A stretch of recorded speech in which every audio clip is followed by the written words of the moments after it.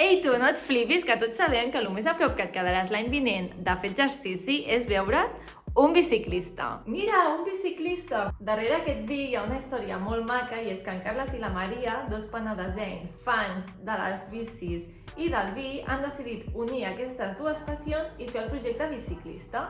I hi ha una frase a la seva pàgina web que els defineix molt bé i és que hem crescut entre vinyes i pàmpols, i és una frase que m'agrada molt. Així doncs, Biciclista és un projecte per descobrir el territori amb les bicicletes i amb el vi, amb l'eslògan Pedala amb el paladar, que és un eslògan que m'agrada molt també. Faran 12 vins a les 12 d'Os perquè puguis tastar vins característics de cada regió vinícola sota una mateixa marca. Seran vins que estaran fets amb varietats autòctones, aquelles representatives de cada zona. De moment han fet aquest primer vi blanc a la zona de l'Adeo Penedès, que està fet amb xarel·lo i un punt de malvasia i també té el certificat ecològic. El celler es diu Amat Montaner i es defineixen com un celler 3.0 perquè no tenen ni instal·lacions ni vinya pròpia. I com fan el vi? Doncs aquest l'han fet en un coworking del Penedès amb l'ajuda de grans professionals.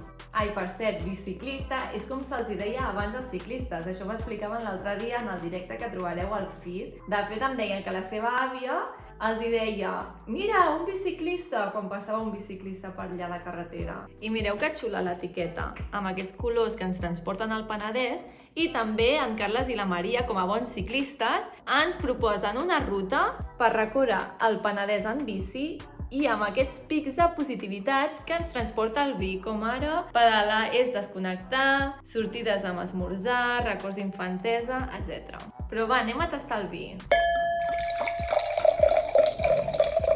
Per tastar-lo jo he triat aquesta copa Estos en model 4 fil, que és ideal per vins blancs joves. Però si no la teniu, no passa res, ho podeu tastar amb la copa que tingueu a casa. El vi té un color groc pàl·lid, brillant, molt bonic.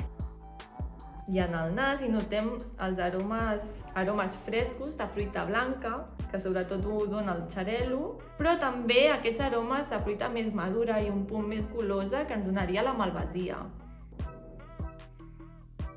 En boca és molt agradable, fins i tot és un punt untuós i també dona més o menys els mateixos aromes que tenim en el nas.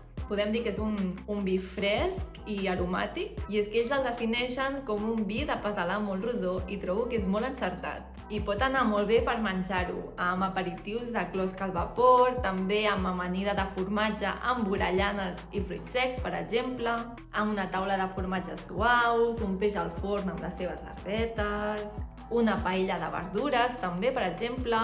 Vaja, un vi força versàtil que us recomano molt que tasteu. Salut!